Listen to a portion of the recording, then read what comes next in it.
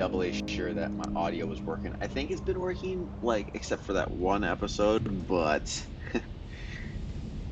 I didn't get your message until just now because I've been kind of stockpiling episodes forever. Because it takes a while to upload them. So, sorry about that. Uh, but it should work this time. It should be working right now. Now then, we, after a very terrifying trip, have a nightmare. Which is not a huge deal, but it is what it is. We're gonna go to the Clockwork Sun, bink, knock out some stuff, come up under here. I think this is the well, so we want to go there and check it out, and then onto the floating parliament, and then bink, if that makes sense at all. So let's do that. I feel like such a ripoff. I mean, it's hard not to quote people who you watch a lot of, you know what I'm saying? Not that this is supposed to reach anyone but my family, but you never know. For whatever bizarre reason, I actually have like 5 views on my first video I posted up here, which is absolutely horrendous. I don't know how that happens. I legitimately have no clue how that happens. Maybe you guys are just watching from different devices. That's probably what happens. Because I have made a very, well, I haven't avoided it per se, but I haven't really done anything to boost my visibilities.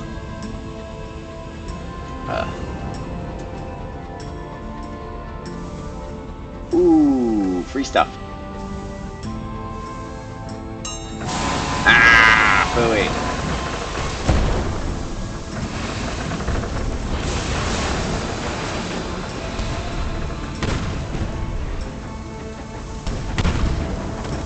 Hold still and die. Not necessarily in that order. Holy cow. Minimal damage. We actually need to get crew. So, your explore quarters with walls and ceilings are dotted with unfamiliar constellations. At last you find a cabin barricaded from within. It holds a crewman who seems lucid. He begs to join your crew. Ah! I think our minimum is 5, so no. We'll just get some money and lower terror.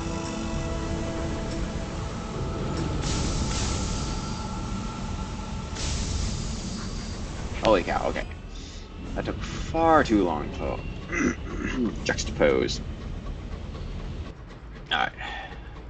Yeah, because I really can't afford to be jacking up terror for no good reason, and we're still functional with this number of crew. 'Tis not ideal, but we will make do.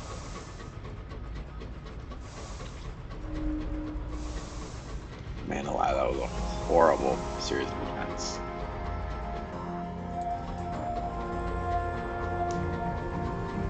So we are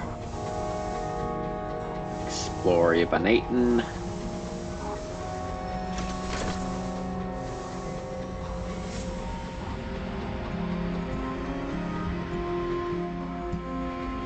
Not that I expect to find anything out here.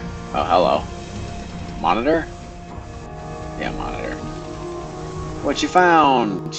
A couple of something's grave. Figures. Alboin is not like a nice place. Like, there's nice places in the Reach. I don't think I found any nice places. Worldbor is kind of freaky in its own right. Oh, Schneckys! Okay. I think he's not facing us. He's not facing us. We can get away. Possibly. Maybe. What is that? No. Shoot.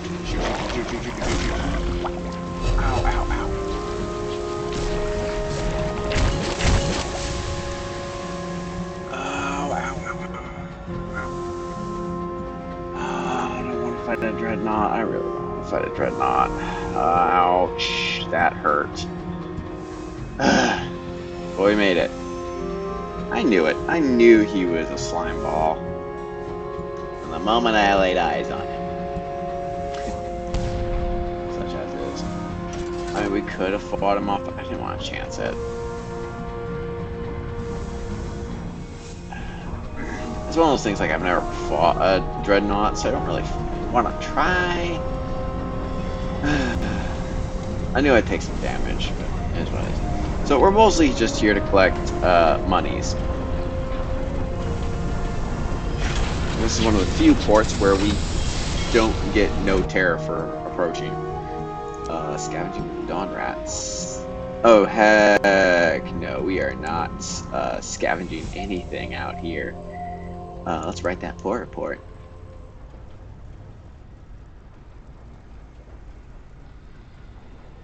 The engineers flock to you. You need to tell London what's happening up here, they say. Tell them to send more engineers, send resources, send help, something, anything. They list a litany of recent faults: broken cog, a snap belt, unpredictable flares, more engineers swallowed by light or vitrified, and every morning the sun has been taking longer and longer to reach full incandescence. Oh, okay. So the sun is legit slowly dying.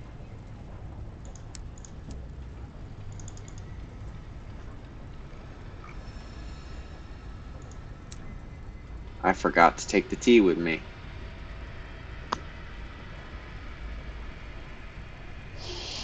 Fine.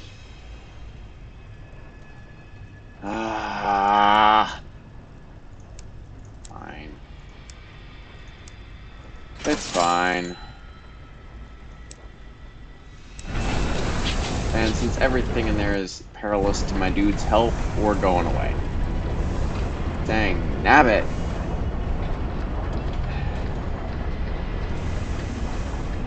Boy. Oh well, we've got plenty of money, so we're not hurting per se. We'll be fine. I just wanted to bolster the numbers. Because it was quick, it was easy, it was too easy. Meh. Alright. See what you can find. Couple of something grave. This is kind of pretty out here.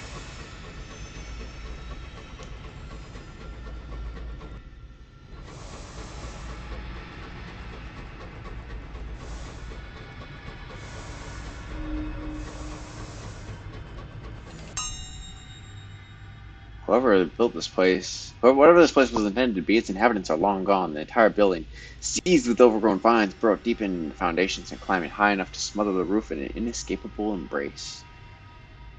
Now, let's finish this. Escort the incautious driver. An impossible quest. The driver follows a trail of fungal vines deep into the bowels of the building, stopping at a bulbous mass that takes up much of what was originally a cellar.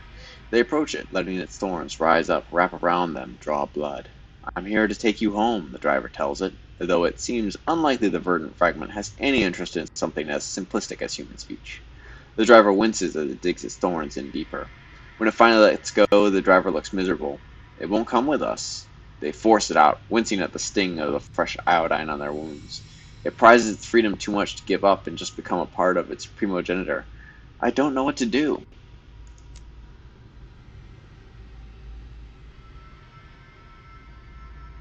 It fears death. Your locomotive is loaded with it.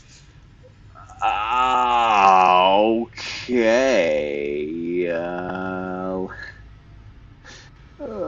This is kind of creepy, but let's attempt to communicate. Silence. The verdant fragment pulses slowly, showing no interest in your attempt to communicate. Okay, we don't have good odds of threatening the sentient vines, so sure, let's be a host. Who knows? Maybe this will help our poetic endeavors. A passenger. The vines shift from the driver's arms to your own flesh, digging in for the verdant fragment to taste your blood and get your measure. It appears to find it acceptable. The main mass of growth erupts into a single large flower that sprays spores into your face and withers away. As you help the driver cut the central mass free, something in the back of your head whispers to you in the language of flowers and butterflies. You can now return the renegade fungal mass to the nature reserve. Okay.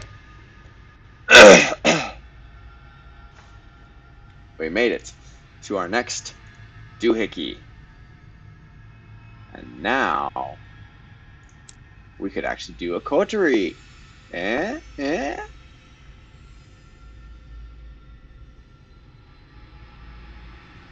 I would say at this point, we have a thirst for adventure. We really do.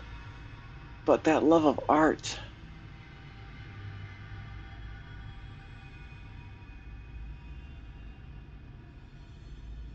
I think we will embrace a love of art.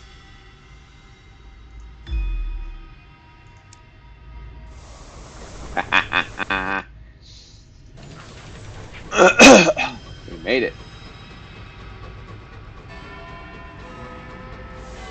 We got rid of a thingy. And what's this? Oh, yeah, we need a saying.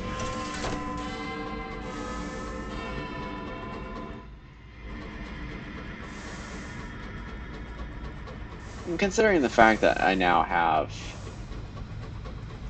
well, so the next upgrade I think should be an assaying tool or a butchering tool and assaying tool, some sort of redundancy in our plating slot. That's what I want. I'm moving faster now.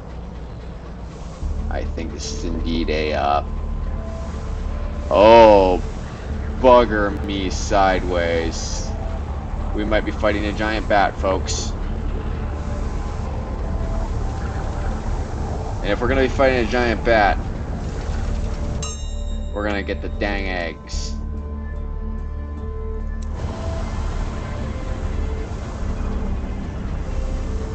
Now, let's head into this something ghastly.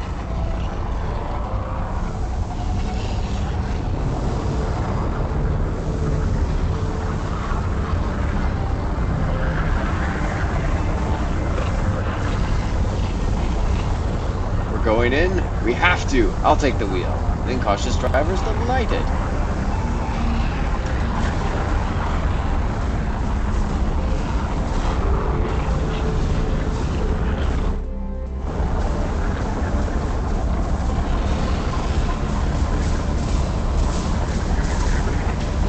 I don't see any sort of things. It's a well, alright, but I don't see a place to... Oh, there we go. We can dock there, most likely.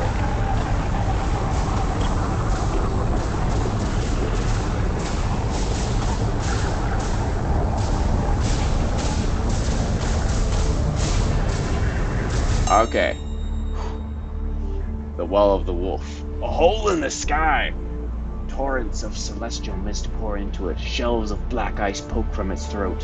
One of the shelves extends over the well mouth in a narrow spur. At its end stands a pitted cast iron bandstand.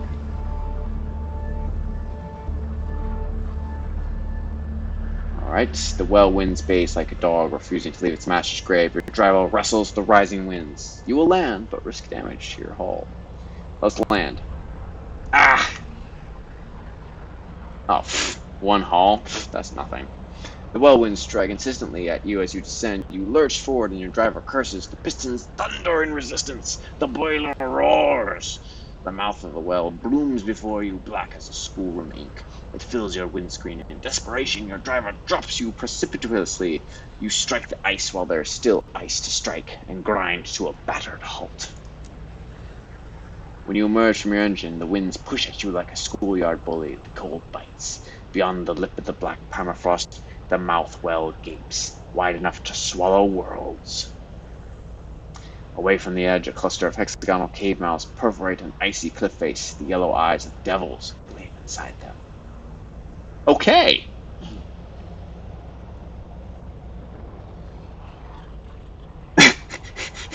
Useless cat.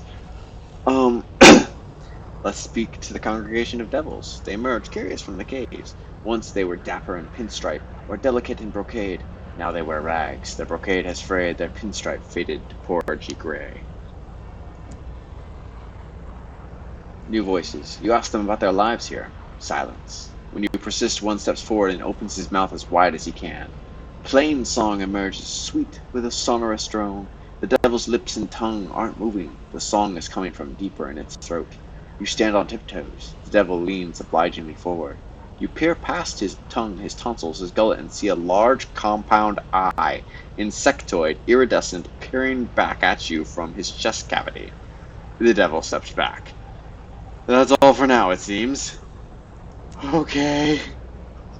Goodness gracious. Okay. Let's approach the stone idol. A large fragment of skyrock has fallen here. It has been graven by the wind or by long-forgotten tools into a bulbous shape, perforated by holes of different sizes. It moans. It whistles. The shapeless idol looms over you. Someone has scratched jagged teeth around each of its holes, transforming them into many, many mouths. A heavy hook is affixed into the stone, just higher than you can reach, while at the base of the idol, 2 depressions have been dug into the face. The first holds a knout with hooks knotted in its thongs. The second holds a buckled strap of something like leather. Enact the rite of rack. Okay, so we gotta go on the rack. Around the second depression, someone has cut the words hang and give voice into the ice. You can guess what you must do.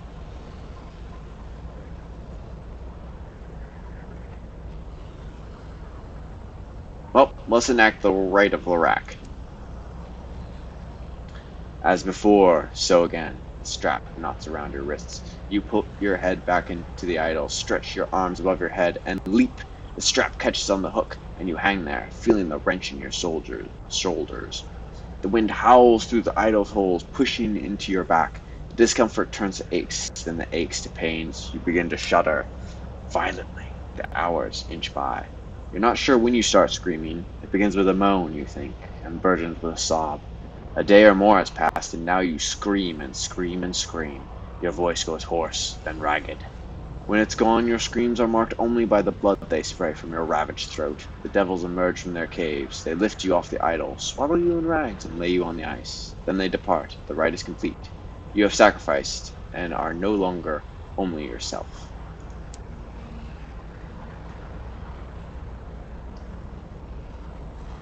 Let's forsake our current rite.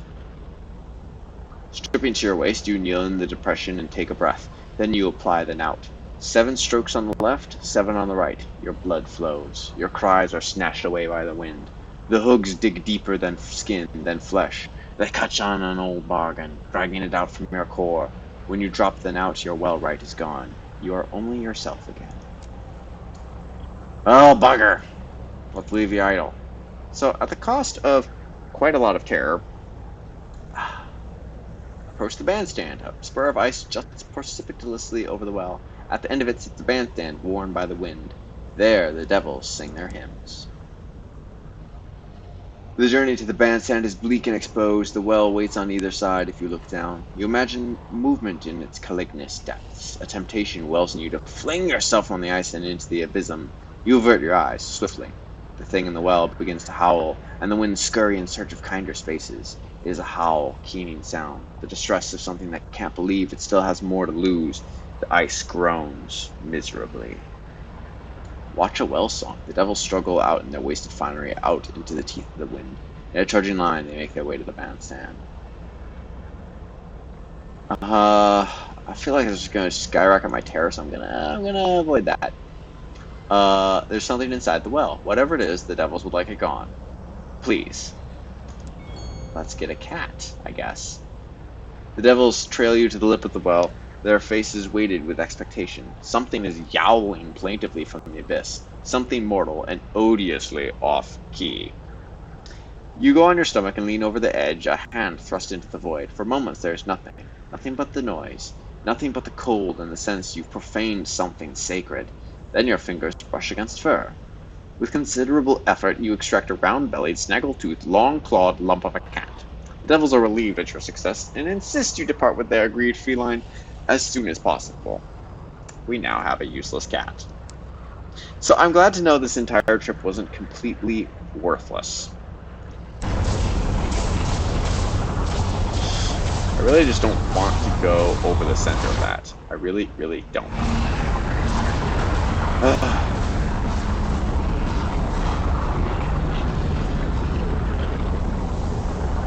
Bye, Jolly Donahue.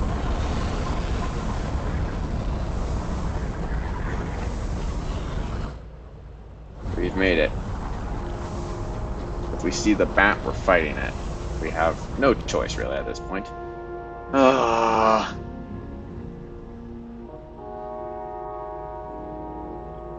Let's make a joke of it. Oh, no, we've gained terror. Hopefully I can find something to reduce that. Note to self, always spam the terror-ridding events if we can, even if it's boring.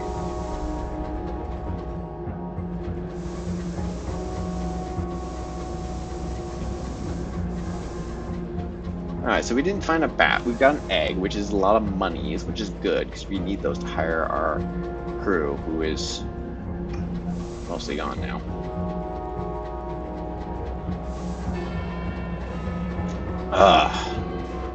And who knows? Maybe a career in politics would be good for the terror. I don't know.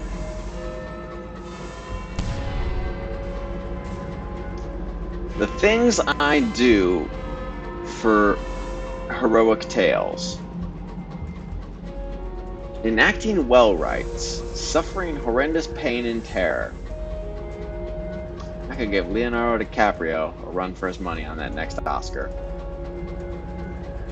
I wonder, has anyone ever gotten more than one Oscar for Best Actor? Or is it like a one-time thing, like you get it and that's it, you've been the Best Actor, and then you're done? I don't know, just something that just popped in my head.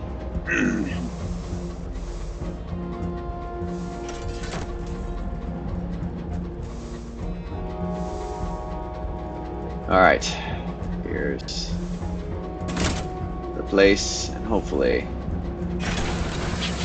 the floating parliament will be good for myself. The perpetual protest. Enjoy a scone on the lawn. Nothing can go wrong while enjoying an only slightly stale bun. Let's lower terror. Yes. About 10%, not bad. Not like Auntie used to make. Your aunt examines a scone with professional distaste. I suppose one shouldn't complain, she mutters, but marches off to have a quiet word with the baker anyway. You eat the slightly stale scone, complete with lashings of jam and clotted cream. Let's get that port report. Observe the People's Perpetual Protest. Let's join the protest. Oh, so I got a Sky Star, whatever. We can find the race marshal, but I really don't want to do all that.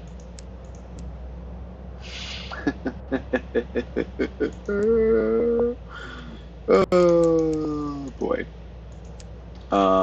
3 crates, yes please. We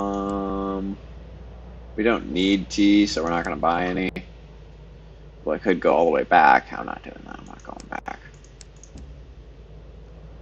Is there anything else? Nothing. Real quick, let's check how we running. Oh, we're running oodles fine. So there's a vast space there. We're gonna explore it.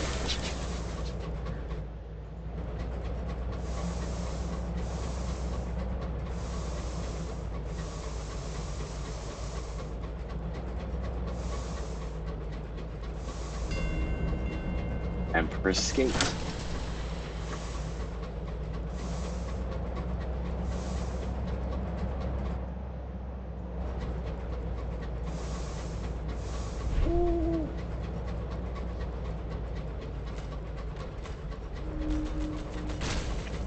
Sightseems. Couple something's grave. But something that sparkles is up ahead.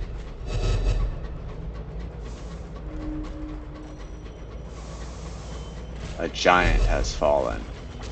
Whoa. Tower of Chimes.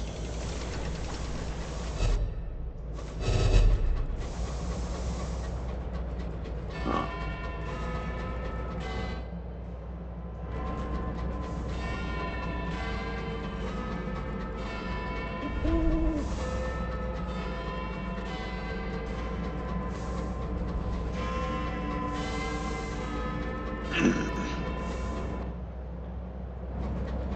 could cut over to there.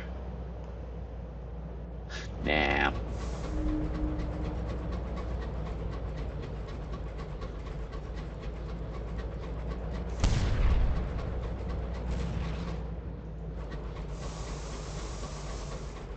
Ooh.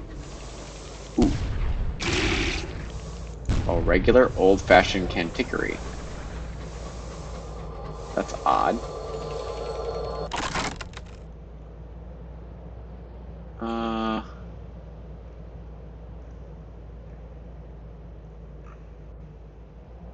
Deploy the canning equipment.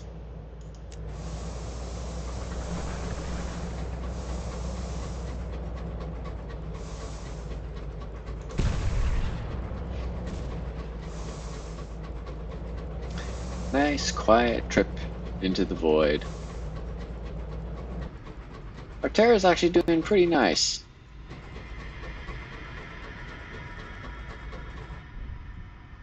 Oh boy, the thing on the mantelpiece.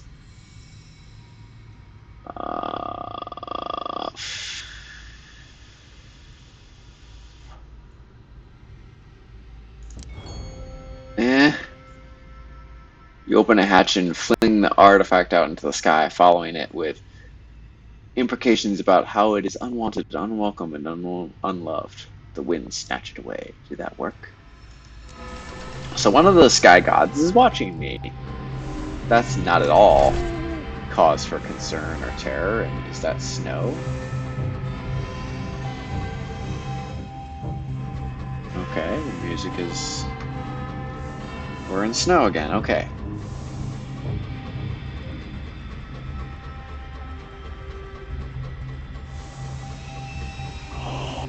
Maybe we'll find the Avid Horizon!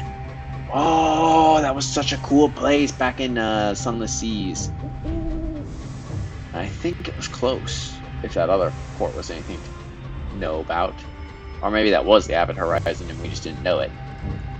But bother, this is a rather boring stretch of sky. Nothing.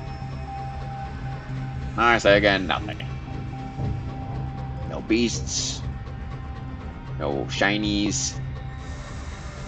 Nothing.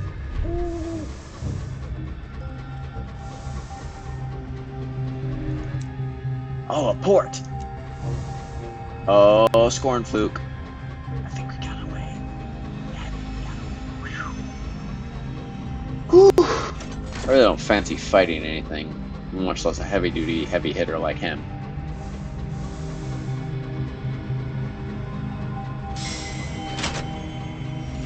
Oh, hello. That's a big old doohickey guy.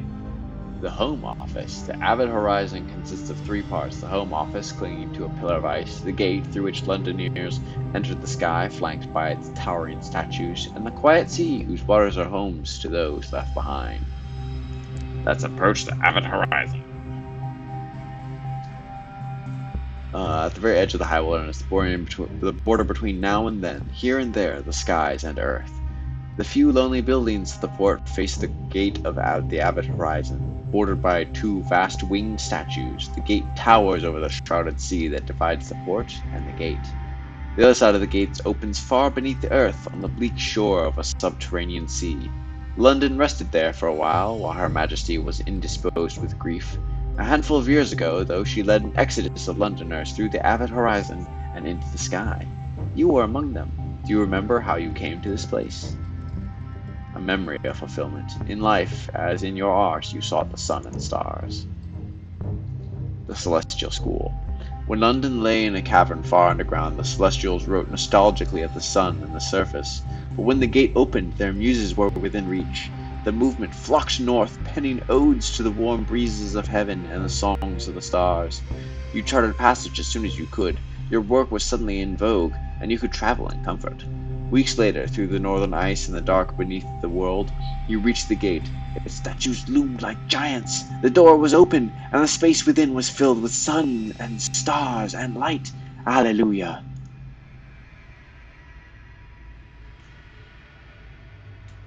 Yes, click the button.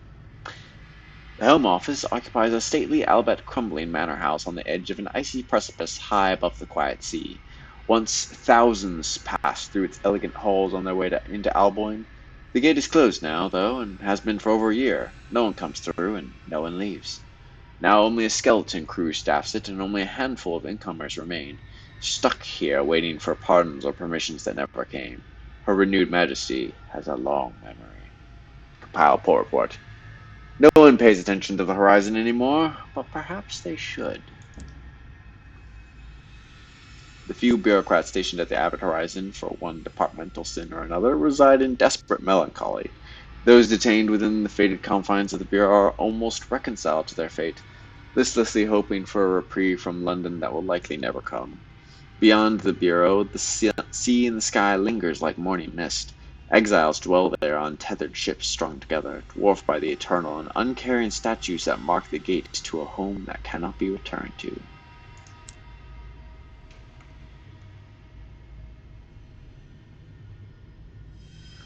Let's drop off the devil. The start of something memorable. The devil bows as he departs her engine. I promise you that I will not regret this, he says. As he opens the door to the bureau, he hands the acting senior prohibitor his hat. Take this, will you? He looks about him with a cool glare. There are going to be some changes around here. The doors swing shut behind him. The devil has intimated he has improvements in mind for the Home Bureau. He's not concerned about the objections of current staff and has requested shore leave to put his plan into motion. This place, he tells you, sipping a cocktail of honey and wine, is a testament to the folly of honest work. I intend to prove it.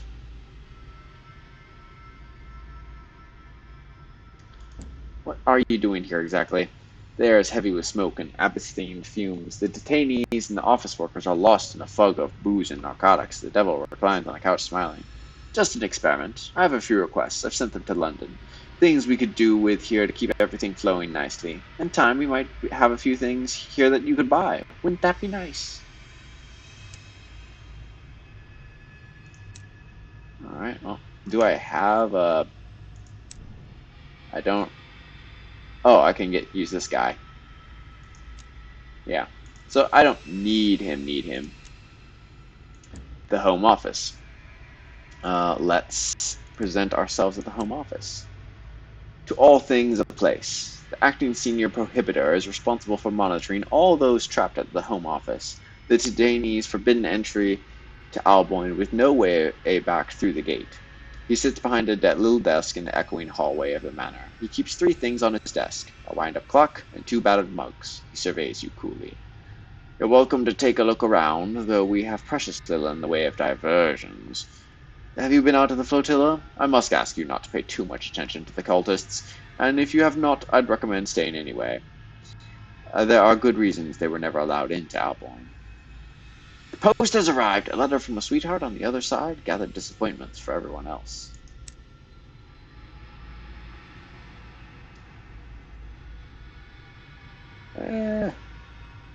Let's take tea.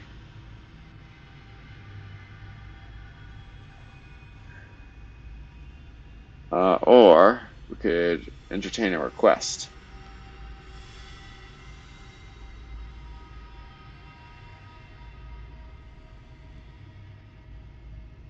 An evening of frivolity. Shoot. Another memorable evening. I was hoping to get something like terror reduction. Biscuits, some of which are not stale, champagne, flat, and light ale, inexplicable, have been arranged on trestle tables. A few detainees wander around the drawing room, avoiding conversations. You are the life and soul of the party, in that you partake of food and drink and manage to exchange at least pleasantries with the detainees. You listen to complaints of years wasted, of friends gone on to the cults on the quiet sea, of hours passed watching the gate, waiting for people who never come. It's a dreary affair. The champagne is intolerable. Well, let's take tea. Nice. Terror fell by like 3%. Steeped and stewed, the tea has lingered in the Home Office for a very long time. An elderly detainee leans in conspiratorially. Much better than a few years back. It's improved with age. Matured. The detainees quickly shuffle away so that you can enjoy your tea in peace. Can I spam that again? Ooh, nice, I can. But that's expensive. So 42% is we could get time. We need fuel.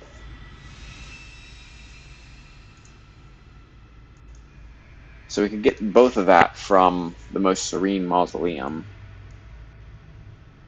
And I think we've found everything up here. I think. I don't know for certain. I really don't want to go back there. That's like a hotbed for terror. If we get all of our terror cured, sure, why not? But until then, a no and a thanks. So let's go bink up there, and then bink up there, and then bink there, and then bink there. Now that my scientific discussion has enthralled you, let's real quick. I don't know what that is, but that looks like a mighty big scribe spinster. So, that's all the time I've got for right now. Thank you for watching, and I shall see you next time. Farewell.